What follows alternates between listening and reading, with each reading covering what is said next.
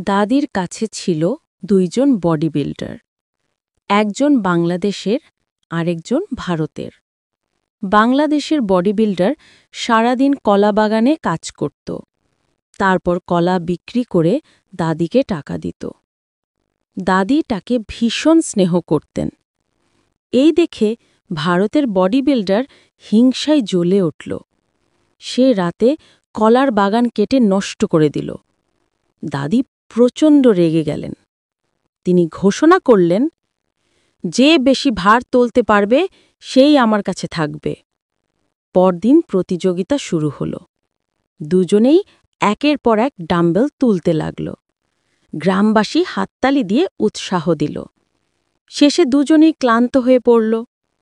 তখন দাদি ঘোষণা করলেন, এবার বিজয়ী নির্ধারণ হবে ভোটের মাধ্যমে। যদি বাংলাদেশের বডি বিল্ডারকে জিতাতে চান, কমেন্ট করুন, আর যদি ভারতের বডি বিল্ডারকে জিতাতে চান, কমেন্ট করুন।